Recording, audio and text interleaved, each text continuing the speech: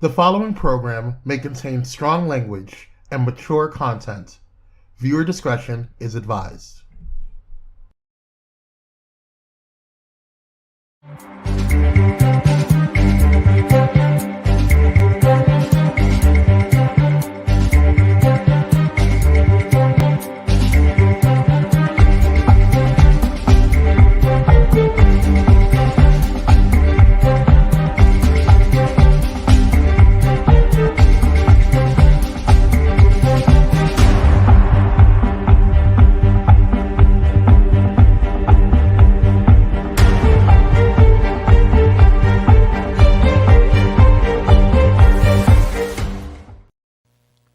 Hey, I'm Donta.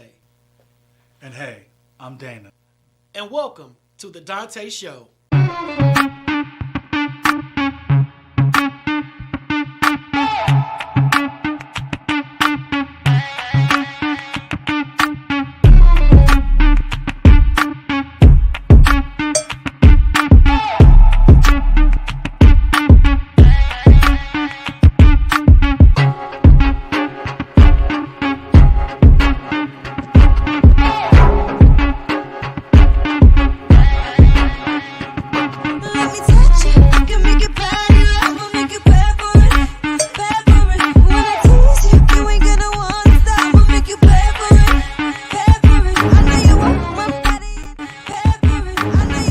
What's up, Village? It's your boy Kwame, the man with the plan behind the stands. I'm going to go ahead and make this quick because some of y'all got mouths and be talking mess in the comments and saying that the intro commercial is too long. So, I got something for you. Here we go. Let's get into it. Before we bring out these awesome kings, I need you to stop what you're doing. Excuse me? Excuse me? Ma'am? Sir? You? Yeah, you! Whether you're watching on Facebook, Twitter, or YouTube, I need you to go ahead and share this live stream. Donta and Dana didn't get all dressed up for you not to share their melanated goodness. So share. You share everything else up in here. Share some quality content for your boys. Now that we mentioned YouTube, are you subscribed to the Donta Show's YouTube? Oh, you're not? Oh, girl. I'm going to need y'all to get it together. Join the village. Go over to www.youtube.com/Donta Morrison. And when you get a chance, head over to Dr. Morrison's. That's right, your boy got his PhD.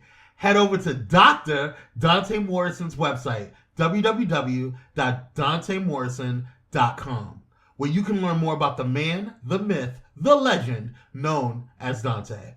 And while you're at it, grab some TDS merch and his books. Yes, purchase those smutty books filled with smut. Grab The End of the Rainbow and Yesterday Clarified. And last but not least, head over to the company that put this all together, Pyro Media Network. Pyro Media Network is a proactive network focused on providing an innovative space for content creators and entrepreneurs. PMN is dedicated to giving its viewers a diverse entertainment experience while helping content creators elevate their production, engagement, and overall branding. To date, PMN has reached over 1 million viewers and listeners internationally, produced over 52 successful shows with high ratings and fanfare, and has housed over 60 content creators, brands, and businesses through entertainment and consulting services exclusive to PMN. Pyro Media Network is a network that makes you feel at home. So if you have an idea for a show, podcast, or need some professional video and audio production for your business or brand, then join the Pyro family today. Go ahead and visit www.pyromedianetwork.com and we will show you how to go to the next level. Ladies and gentlemen, without further ado, please help me welcome my brothers from another mother, the dynamic duo, the melanated kings themselves, Donta and Dana. Let's get it. Let's go!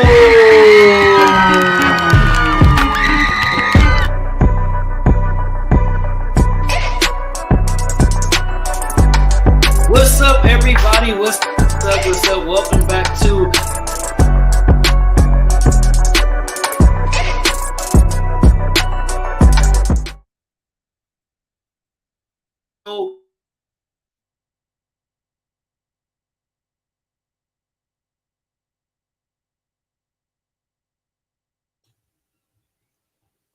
All right.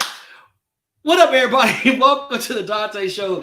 This is your boy Donta. I think I kept my see, I'm that out of touch with going live. I have been gone. I don't think I've done a show in like 3 weeks, but I am back. I am excited to be having this conversation. I'm excited to be chopping it up with my friends, family, cousins, and loved ones, and everybody that is a subscriber to the Donta Show. I appreciate y'all. Thank you, thank you, thank you.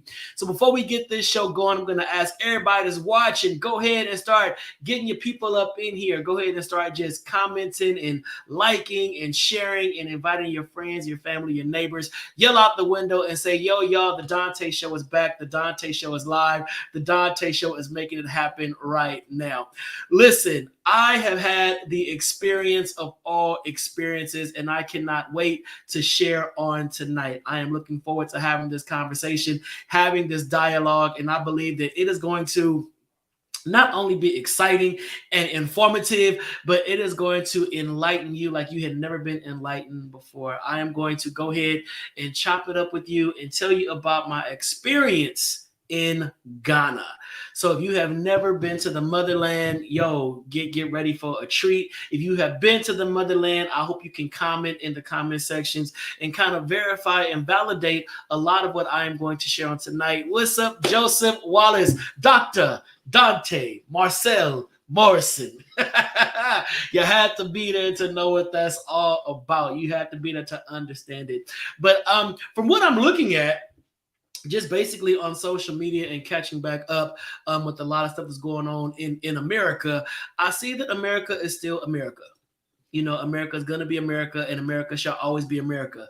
And I will say that from going, you know, to Africa and just feeling the love, the warmth, the welcome, and all of that, sitting in the hotel lobby and like watching CNN really had me being like, wow, America got some work. America got some things to do. Not saying that America is a bad place and not saying that America is all raggedy and whatnot, but there is some things that I distinctly noted upon my return. And I think that is why I was not on social media. I came back and I was kind of in this zone of like, wow, what do I do now? Wow, how do I navigate, you know, all that I have learned and all that I have unlearned, and now that I am back in this land, you know, how do I process this? And then you go on social media and you kind of see the dialogues, the conversations, you know, just the things that is happening to make you be like, wow, that is really,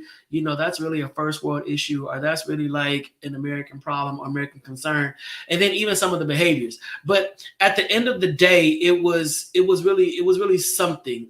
Yes, Joe, watching the news from another continent of what's happening here. So when we were in Ghana, and by the way, 18 of us went. When we were in Ghana, that is when a lot of the mass shootings, some of the mass shootings occurred. I believe that there was one that happened.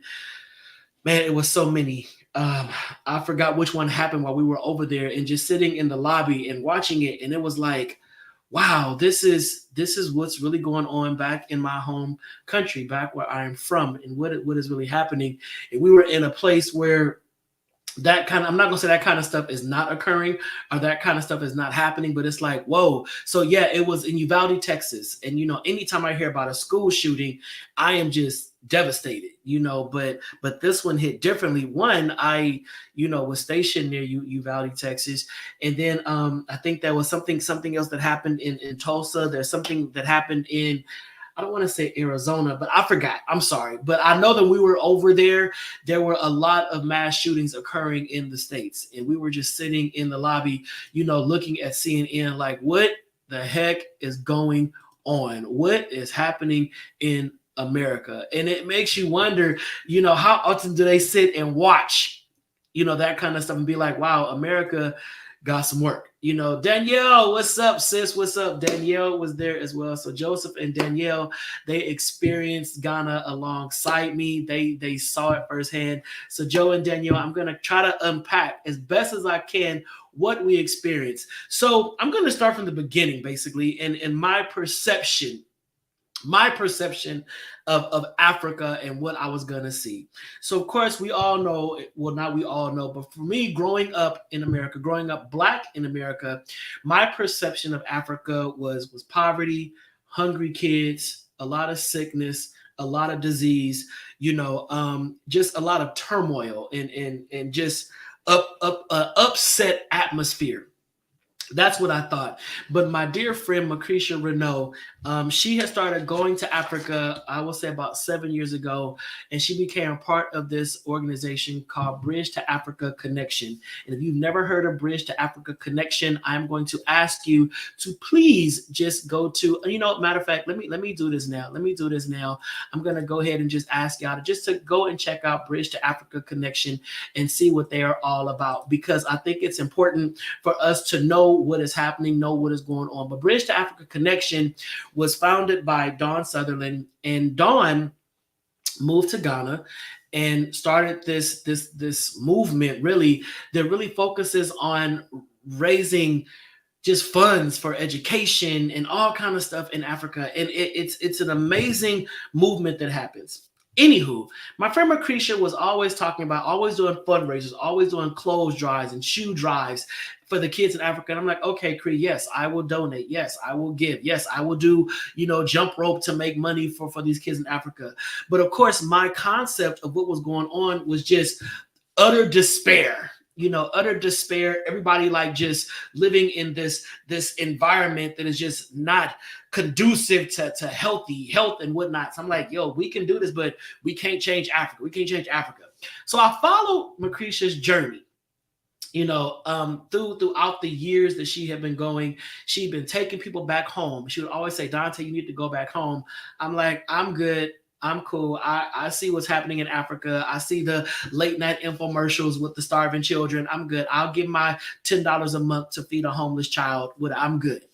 So of course, you all know I went through my doctoral journey and I got my doctorate. And throughout the course of that, I met another friend, Deirdre Neal, and she does a lot of stuff in Rwanda. And she was like, you got to go to Africa.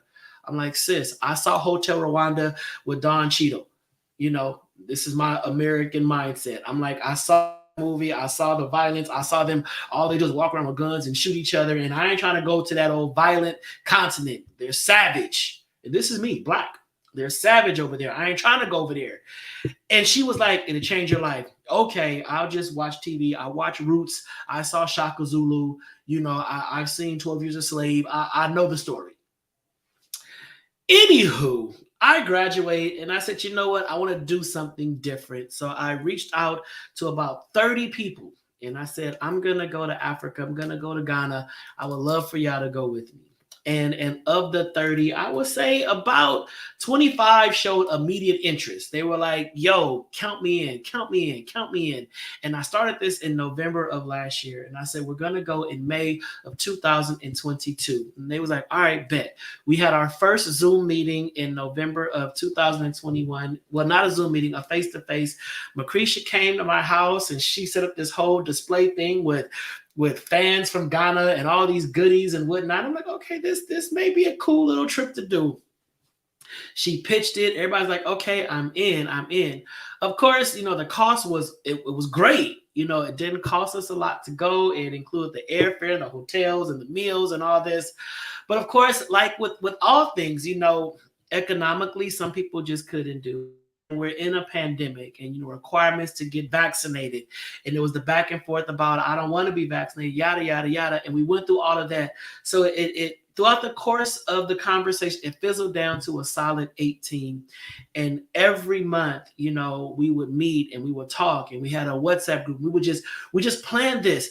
I was excited, but I'm like, I don't know what I'm about to get myself into. I don't want folks to get to Africa. We get chased by some wild wildebeest. I get a friend lost in the jungle and just goofy mindset. We take off and we do our 16-hour pilgrimage via air to Ghana, and we fly to Accra, Ghana. And we get off the plane, we're in Accra, and I'm like, oh my God, we're like in Africa. And to walk outside and just see us was like, wow, this is different to see us. And we got to our hotel, our first hotel. Kudos and shout out to the Movenpick Hotel in Accra, Ghana. When I tell you that hotel was amazing, it was amazing. And we walked into the hotel, and I guess we walked into the midst of they were having a conference or something was going on. But to see just all the blackness in the true regalia, sorry Eddie, 21-hour pilgrimage, to see Africa in Africans in the regalia, the colors, the beauty, the headrest, the wraps, and these folks was, I'm looking like, where, this is not the Africa that was up here. This is not what I thought. And Movenpick, the hotel was, are you kidding me? This is where we're staying. We went to the opening night. They had Macretia, I can't thank Macretia enough. She made the trip truly a celebratory experience for me. It was for my 50th birthday and getting my PhD. And to walk into the hotel restaurant, and they had lavishly decorated the hotel, Donta and friends, and they had, the table was set and this buffet. And if you have never had Ghanaian food, I'm gonna tell you right now, listen. Now they heavy on the spice. So if you can't handle spicy food, you gotta be diligent in saying, I need mine mild, because I don't eat spicy food. Every time we went out to eat, make it mild. Mild. And they talk real soft. Okay, mild. The food, amazing. Okay, that's the lavish side of it. Here we go. Now, this is what Macretia Renault, and she's on the thread, Macretia and Madame Dawn planned for us. It was transformative. That's the only word that I should get just tattooed on my arm. It was transformative. Being a Black American back home, and to constantly hear Akwaba, that means welcome. We were so welcomed. We were so embraced. We were so loved. And all we kept hearing was, you are home. You are home. You are home. Welcome home. You are home. To have that constantly beat into you, constantly told and affirmed, you are home. This is your home. That's all we heard. So our first trip was to the home of W.E.B. Du Bois. W.E.B. Du Bois, you all know who he is. If you are African American, you should know who W.E.B. Du Bois is. If you do not know, please Google W.E.B. Du Bois. And to be able to walk through the home of this icon, and to see his doctorate robes hanging, and to walk into his library and be in the spaces where he studied and wrote books and all that, it was amazing. It was amazing to be there. And that within itself was something for me, being a scholar, and to be in this space with this phenomenal world-changing scholar, and to see the books that he had written, to sit at the desk where he wrote the books, and then to go outside and to see where he was laid to rest, and to have the entire grounds broken down to where they showed us all the symbolism in his life, and what he did for not only Africa, but the connection he had with China. It was something to see. It was amazing. It was transformative. That was the first day. The second day, we hopped on a bus. We had a chartered bus. We hopped on a bus and we took a 3-hour drive, and we went to the last bath. Now, here we go, Black Americans. This is where our transformative experience started. This is where our lives and our mindset and our thought process began to shift. We were at the last bath. The last bath is the place where the Europeans took the enslaved to bathe, to do their last bath before they went to the slave castle to be boarded onto the slave ships to the New World. Now, we were navigated through this experience by a Ghanaian. And when I tell you they know the history, and the way they break down the history is in a way that makes you be like, wow. One question I did ask, I asked our guide at the last bath, I said, growing up, I was told that Africans do not like Black Americans, and that you do not want us here, and you do not want Black Americans to be in Africa. And he looked at me, and he was a younger guy, and he chuckled, and he said, that's so funny you would say that, because growing up, I was taught that Black Americans left Africa for a better place and don't want to return. We're being told two totally separate stories. Black Americans are told that Africans don't want us in Africa, and Africans are told that Black Americans look down on Africa and we don't want to go back there because we're living a better life. Who is teaching that? Put it in the comments. Who do you think is teaching that narrative? Who is pushing that narrative? Who is telling folks or telling us that narrative is true? And when he told me that, I took a step back and looked at him, and he looked at me, and we both was like, interesting. Moving forward, so the last bath, we walked down. There you go, Danielle. Colonizers.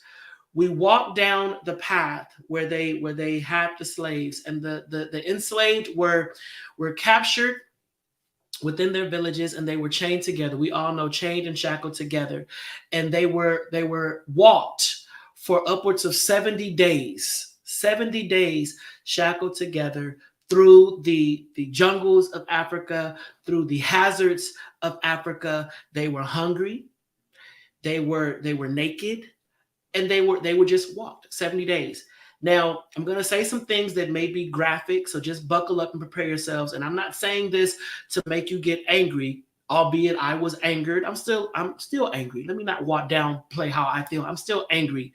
So he said, as the Europeans, walked the enslaved to the last bath, that 70-day walk that they took, that to get through certain parts of the jungle where the wild animals lived and the hyenas lived and whatever, they would look at those who were shackled together, and those who seemed to be more feeble or are feeling faint or not up to the leg of the journey. They would unshackle them, and they would tie them to a tree, and then they would cut them to make them bleed. And as they were tied to the tree, they would be food for the hyenas and the wild animals. So while the hyenas and the wild animals were feeding on the enslaved that were now tied to a tree and could not escape, they would rush the other ones past that dangerous part. They would hurry them past. This is what they did. Okay. They got to the last bath, and those who were still examined and shown to be not up to par to make it to the last leg and will be of no value in the new world. Those who had either gotten sick, those who seemed to be sickly, those who seemed to be weak, or whatever the case may be, they would unshackle them. Oh, Kimberly Jenkins Irvin, just wait. This is just the first part that we learned about. There is more. So they would get to the last bath, and I showed these pictures on my Facebook page. There's a lot of pictures I did not share, just because I have not uploaded them yet, and I'm still processing some of what I learned. At the last bath, this river of water, and they were all shackled together, and the ones that they felt could not make the journey, or like I said, be of no value, they would shoot them. They would shoot them on the spot and then take them and drop them in a hole. And our tour guide was specific to say they didn't drop them in a grave because they never covered the hole. They just dropped them in the hole. So if you seem to be weak or tired or feeble, they would unshackle you and just shoot you right there on the spot and throw you in the hole like you were just useless. And this is a human life. This is a human life. All right. The others who were shackled, they were told to get into the waters. Now, mind you, they're shackled, and the way they were shackled it was not easy to maneuver. So they said that if the first one, happened to get into the river and fell, that one may possibly drown, because how do they get themselves out of the water? They're shackled together. They're shackled together. So the only way that first one possibly would not drown if they stumbled or fell into the river is if everybody fell into the river together and they had to try to get up together. If one fell, yes, Daniel, if one fell, they all fell. All of them fell. So it's like, please don't fall. Please don't. They get into this river and they try to wash them off, to make them look a little bit more presentable. So they cover them in the salve and the cocoa oil and all that to make them look shiny and glossy and somewhat healthy. Mind you, they're still malnourished. They're dehydrated. They're tired. Most important, they're scared. They have no idea what is going on. No idea. Yes, the shea butter. They have no idea what is going on. So this is what occurred at the last bath. We were allowed to stick our feet in the last bath. We were allowed to stand in the last bath. And you felt the spirit in that space. You felt it. It's indescribable what we felt. And as you stepped into the water, to know that was the water where so much trauma and death and hate and evil and fear, all that energy was right there in that space. What I didn't tell you was he showed us the path they walked down. There was vines that had thorns that were like this long. So as they're walking through this path to get to the last bath, the thorns and thistles was getting caught in their skin and ripping their flesh open. They were getting snagged by these thorns that was leading towards this last bath. They could not unshackle themselves to block that. It was like walking through barbed wire to get to this bath. They're shackled together, scared. And you got to imagine they're being led by a complexion of people that they have never seen. What is this? You don't even look like us. What is going on? Danielle, I'm trying to tell it without getting emotional. I know you're reliving it. I'm trying to tell it without getting emotional. So that was the last bath, and they had this memorial wall where we can sign our names, because then they had one that said the last bath, and then another sign that said the bath of return, because now they were in the year of return. It's like return home, because they want us there.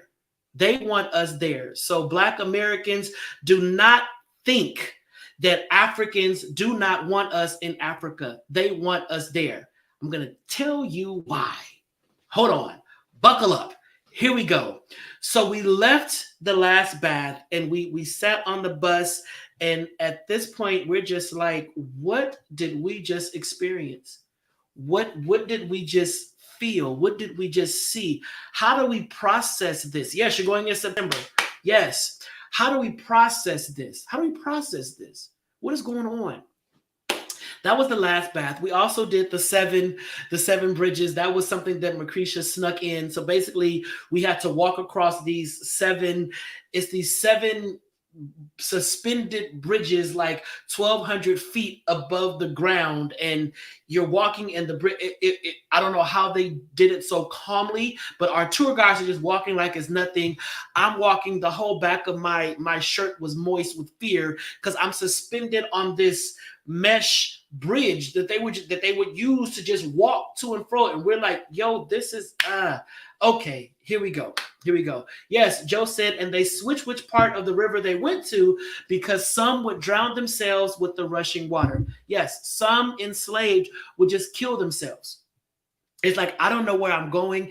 I don't know what's going on. I would just kill myself. So one part of the river was rushing water, and then one part was calm. They stopped letting them go where the rushing water was because, of course, we're property, we're profit. If we die, they losing money. So some of the enslaved would just kill themselves. Notice I keep saying enslaved. We were enslaved. Okay, we were enslaved. All right. So Danielle said we felt robbed, raped, sorrowful, empty, lied to, angry, sad, afraid. Yes, those were all the emotions we felt on the bus leaving there. It was like, because so much was being peeled back. We were unlearning so much of what we had been taught. All right, on to the next. So I think the next day we went to the slave castle. So the slave castle, as you know, that is where they took the enslaved, and that is where the slave dungeons are located, and the slave cell. They had the cell up top, and then they had the dungeons below. Buckle up. Here we go. We get there, and I would say I don't want to say it's a beautiful place, but you can look at it like, wow, this place, okay. This was, if it had been for a good purpose, it would be something to really look at and really admire.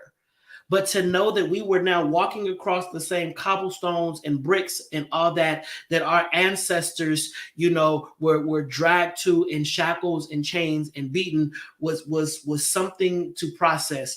So they took us to the slave cell first. So the cell is on the level part of the castle. The cell is where they put the enslaved who were rebellious, those who were fighting back, those who were against this. Think of the movie Amistad and Sin-K. Give us free, give us free. They were the ones that was about it. They like, yo, I'm going down with a fight.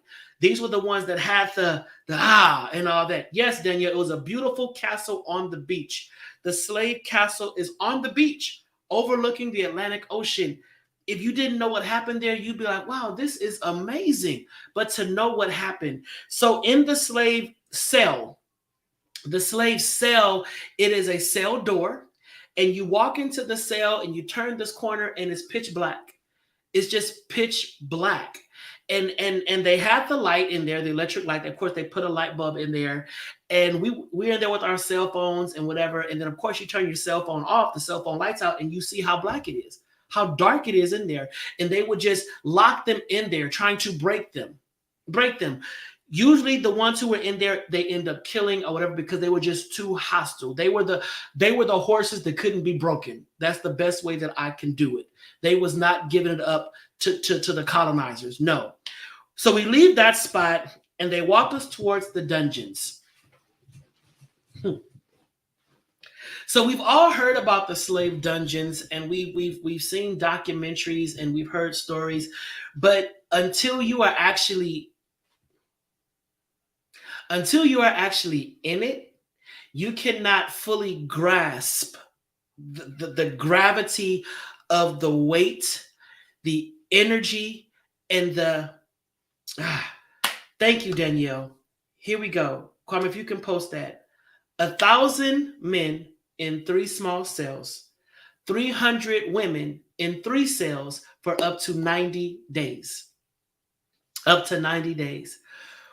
You go down this ramp and it just keeps going lower and lower and lower. And then you're in this space where it's dark, it's dank, and you see just different like holding rooms, like you would hold cattle. And we walked into one of the holding rooms and he said, this is the slave. This is the slaves. This is where they held the slaves. We walk in. Of course, you got to use your cell phone light because it's pitch black. And he said, turn your lights off to get the full experience. We turned our lights off and it's pitch black, except for a little porthole light that's up top. And you can't reach the light because it's way up top. Now, he said it's about 300 to 400 men that is put into this one small space. And I would say the one small space is probably about 3 times the size of my living room. And we're talking 300 men that are in there. And they're just in this space. There's no bed. There's no couch. There's nothing but concrete floor. So we thought. They broke down what the floor was. How How they fed them, of course, was savage. They didn't feed. There was no respect to this thing at all. So we're standing on the floor, and the tour guide says, "Do you see the white markings on the wall?" And we like, okay. He said, "Well, that white marking shows how high the floor used to be." And let's just say about this. The floor is about, he shows about this much floor. Well, what happened was in 1972, they came through, like a, archaeologist and the excavation team came through, and they realized that the concrete floor was not concrete. It was petrified waste. Let that sink in. It was petrified waste.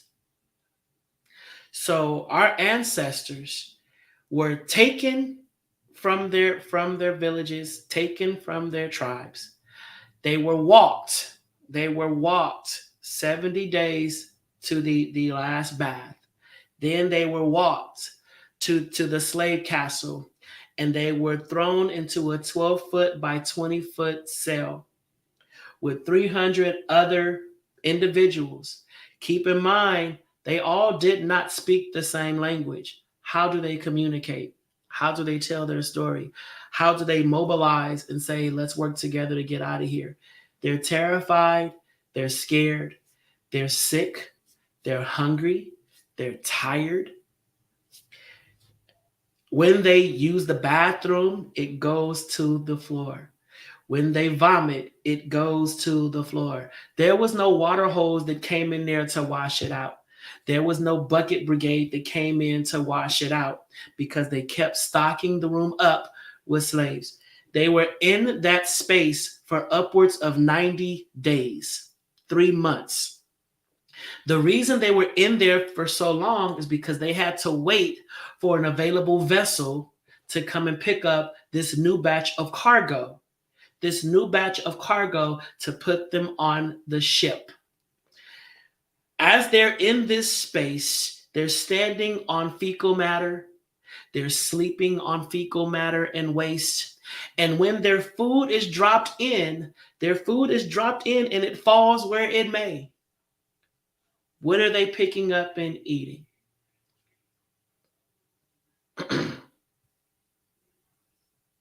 So after that ordeal down there, they're taken out of the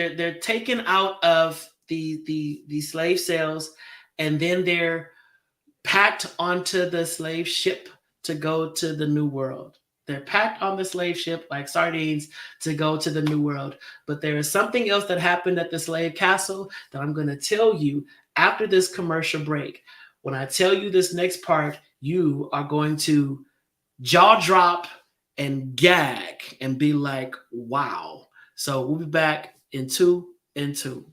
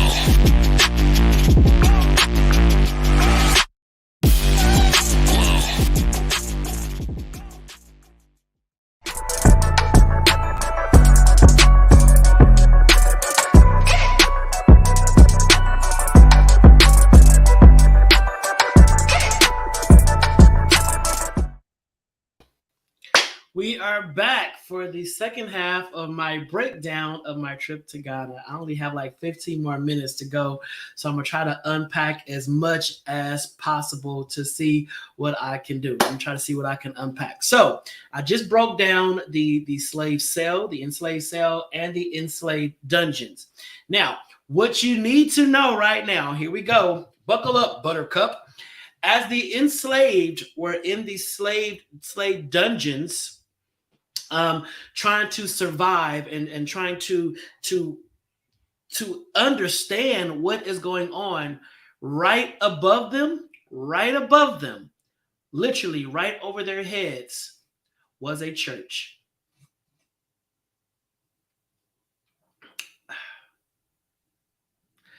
So the enslaved are shackled, chained, and brought to this place, thrown in a dungeon, fed nothing, sleeping on their fecal matter, sleeping on vomit, sleeping on each other, angry, fearful, and the whole nine. And right above them, the Europeans are having church.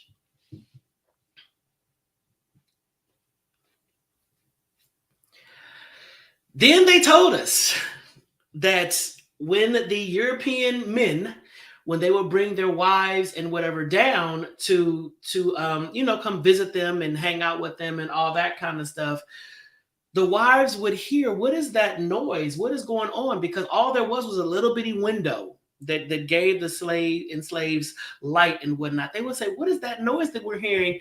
And they would tell them, oh, that's just the chimpanzees that we caught and the chimpanzees that we're going to send to the New World. We were called monkeys. Monkeys. That is just the men's side. I didn't get to the women's side yet, because the men and women were separated. So the men's side was that way. Round the corner, up the block, was the women's side.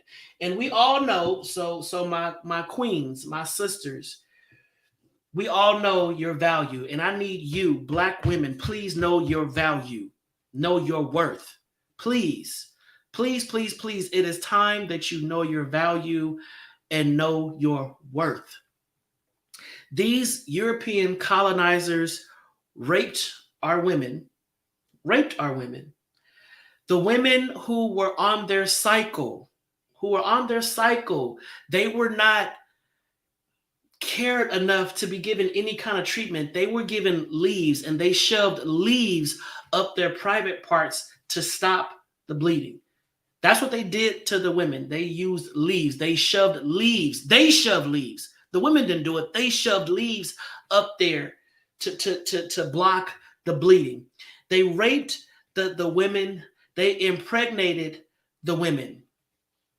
The women who were pregnant when they were captured and enslaved and realized they were pregnant as they were being navigated, to the last bath and to the slave castle, of course, then they give birth. They give birth to these babies. They give birth to little African princes and princesses. They give birth. Do you think the Europeans cared about the little African babies? Do you think they made room on the ship for the little African baby? Do you think they went and got a midwife or whatever to care for the little African baby? If you think they did, put in the comments, yes, they cared. They loved us enough. They did this enough. If you think that, what do you think happened to the newborn African baby who was born in the slave dungeon after his mother was captured and enslaved, shackled, and walked for hundreds of miles? What do you think they did to the baby? What do you think they did to the baby? Well, Macretia loved us enough to not take us to that part of the story. She kept that part of the story out of our trip because she said, I don't think you guys can handle that. Yes, Steph, they fed the babies to the crocodiles. They fed them to the crocodiles. So they put us on the ship, and then the ship sailed to the New World for upwards of 3 months. So we were enslaved in our villages. We were walked 70 days to the last bath. We were walked to the slave castle. Then we were put on a slave ship where we were packed like sardines on the bottom of a boat and carted off to the New World, laying on our backs atop of others who may be using the bathroom, vomiting, all kind of stuff. And then we get to the New World, and then we are auctioned and we are sold, and we all know that story. The thing that irritates me the most is that the way they teach about Black Americans, the way they teach us about us, they make it seem like our story started when we landed here. They don't go back to our origin. They just say Blacks are from Africa, and then they came to America. Yeah, but y'all don't tell them how we got here. Y'all don't tell them what y'all did to us prior to us even arriving here. Now, here we go. So I asked the question. I was like, my Ghanaian brother, why did y'all do this to us? Why did y'all give us to the white man? Why did y'all, give? And they broke that thing down, and they said, well, let's clarify all that and demystify that whole story. How Africans viewed slavery, how they viewed slavery is not how Europeans viewed slavery. We were tricked. So when you look at slavery was about, just taking dominion over another country, and the folks that's in that country, y'all work for us. But y'all still get to have your wife, you get to have your life, you get to do all that. But just know you're not your own country no more. You belong to this kingdom now, and you are our slaves. But all that beating you into submission and taking away your rights and making you less than human, all that was not part of the culture in Africa. That was not a part of it. That was the European ideology of what slavery was all about. And that is what they introduced when they came and pitched the idea of, hey, give us some of your people to go and work the soil in the new land. So they're like, okay, well, yeah, we got some slaves you can take. We conquered them, and go ahead and get village number 5 over there, and you can take them. Didn't know that all that they did to us was going to happen. Did not know.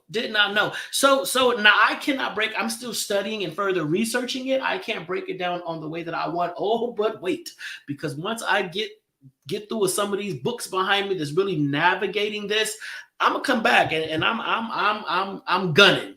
I'm gunning for them because I cannot understand how how Europeans, call them what you want, can be so passive and be like, y'all still mad at that? Oh my God, that was so long ago. Let it go. Oh my God, that's like really old, and we didn't do that to you guys, and I didn't own any. Yeah. It's in your bloodline. It's in your DNA. Period. Say what you will. It's in your DNA. It's inherent. It's inherent. And when I got through with that part of the experience, I was like, wow, my whole thought process about what they did, how they did it, and the mindset of an individual to be so heartless and cruel to another human. How do you do that to a human being that bleeds just like you? And how do you stand strong as someone is crying out in fear and pain and agony, and you're just unbothered like they're nothing? How do you that up here? Something's not right. So I got 10 minutes left. So we went through the process of having a phenomenal naming ceremony. Yes, chattel slavery, exactly. Chattel slavery. We went through a naming ceremony.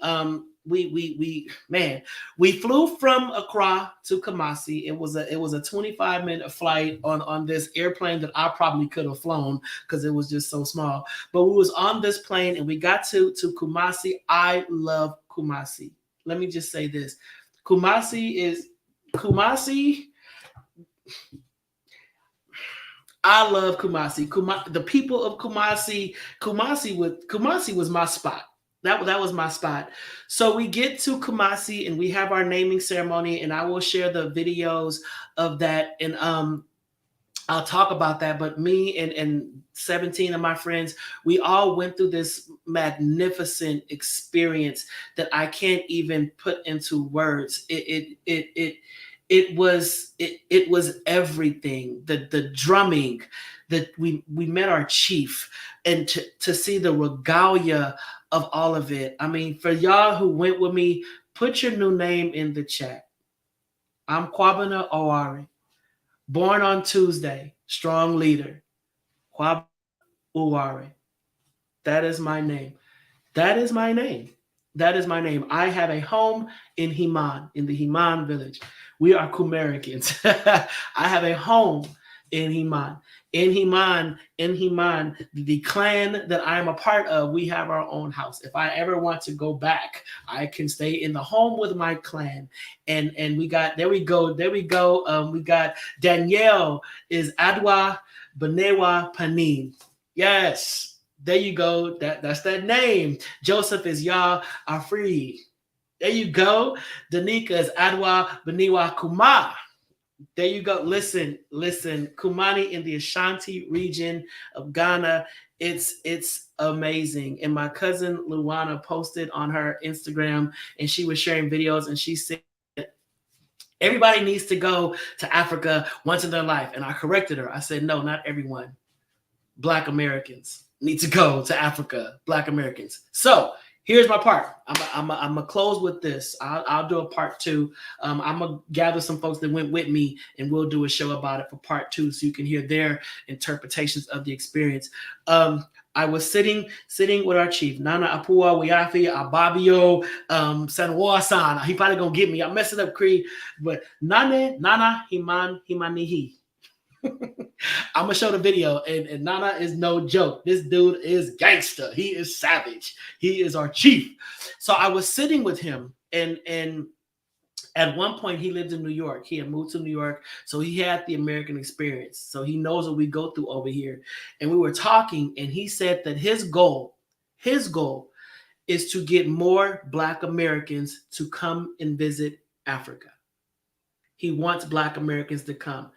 And I said, why? Nana, why? Why do you want them to come? He said, because the Black Americans, we have an experience with white Americans that Africans don't understand. A lot of Africans don't understand it. Black Americans, we see white Americans and we're like, yeah, you may be cool, but I know what your ancestors did. I know the legacy in which you got here and how that correlates to how I got here. So we go through the systemic oppression. We go through all of that with white Americans. He said he's noticed that in his village and in certain parts of Kumasi and whatever, white people are not pushed away. You know, they're kind of like, oh my God, they're our friends. Come on. He needs us to come and basically block all that. Be like, no, my African brother, don't trust that one. They got a motive. They got so much they're trying to do. They ain't your friend. They not here to be all kumbaya-ish. It's something totally different. It's a different ideology, you know, and it's really all. Come on, Eddie. Eddie was born on a Monday. Quad Manu. I think you spelled it wrong, Eddie. We're gonna get it right. Eddie got his new name as well. So he was breaking it down, and he was like, he's like, I don't need white people to do anything for my village. I don't need white people to don't contribute nothing. We're good because everything that is needed is in Africa. If you do not believe that, go to Africa. Every single resource is in Africa. When I mean every, Africa can sustain the entire world. Period. period. If you have no other reason to be proud of your lineage, your heritage, your ancestry, know that you come from a place that can sustain the entire world. Period. Period. Once I returned back to the States, and when we all landed at JFK for our flight, our transfer, whatever, we felt the energy shift. We felt it. We felt it. We was like, back in America, here we go. We felt there was a difference. Flying to Africa, and within Africa, the whole plane is black. Pilot black, fly to everybody black. Black, black, black, black. Get back here, and it's like, wow, here we go again. Here we go. Like Joseph said, people were telling us, be safe over there. Be safe. Lucretia and Madame Dawn walked us through some very poor parts. And I never felt so safe and so at home and so welcomed and so much love. I had no fear. I had no fear. When you're in the midst of those who look just like you and who act not act, but understand you, it's just a different vibe. Eddie is Quadwo Manu. Eddie sent me his paperwork. Quadro, I am at Eddie. Quadro Manu. Come on. We got our certificate. We got our name. It's stamped. We officially have names. But he said that he needs us to come to break down the myths, the stereotypes, and the stigmas that the Western world has placed upon Africa. I didn't see starving children. I didn't see destitution. Now, yes, I did. It looked poor. By our standards, it looked poor. But the level of peace and happiness and camaraderie is unmatched.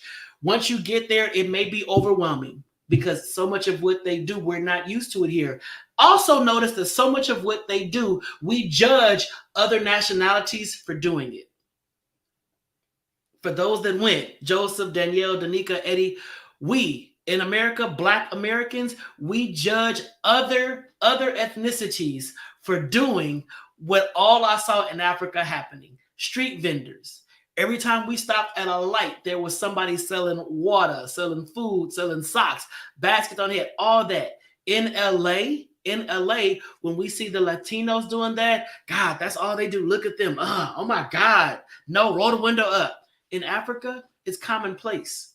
Bartering, commonplace. So much of our culture that we judge here with our privilege and whatnot, it's in us to do it. We are entrepreneurs. We are survivors. We are strong. I got 1 minute left. I got to cut this short. So much of that is in us. I came back home. I have so much African stuff. I got dashikis that's going to be like, wow, I got sandals. Y'all going to be, what?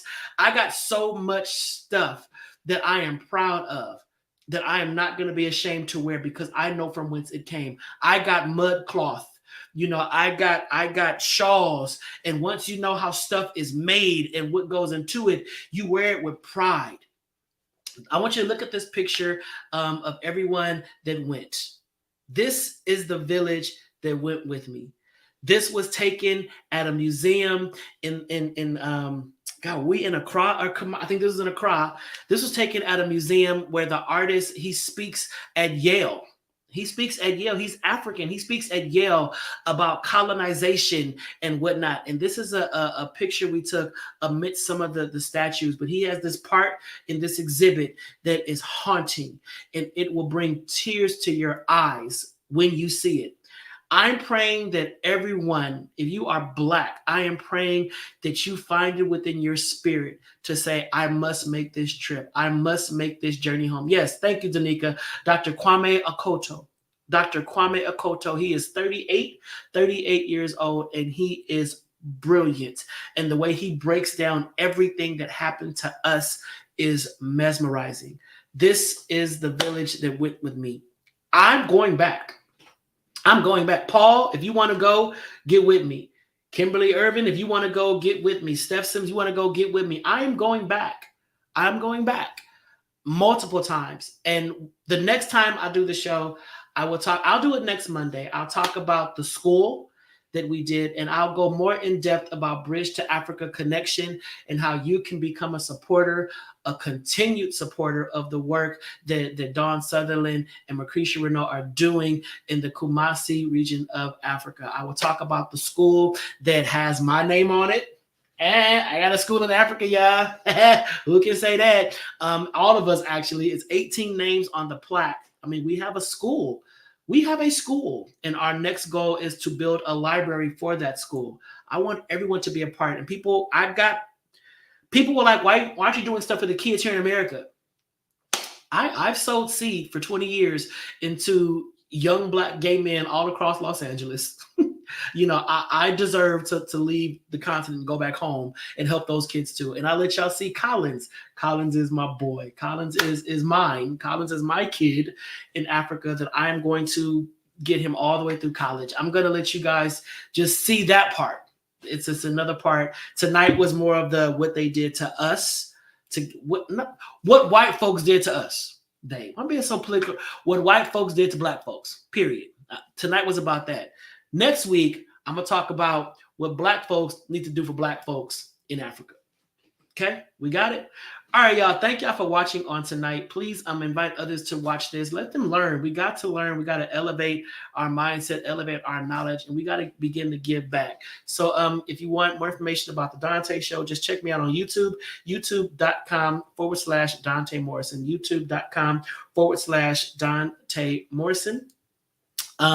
Also, you can follow me on Instagram Donta_Morrison over on the IG. Check out my website, Donta Morrison. I mean, I'm all over the place. And then make sure just to look at Bridge to Africa Connection. Just go to Bridge to Africa Connection, bridgetoafricaconnection.com, and just check out their website and all the great work that they do, because it is necessary, it is important.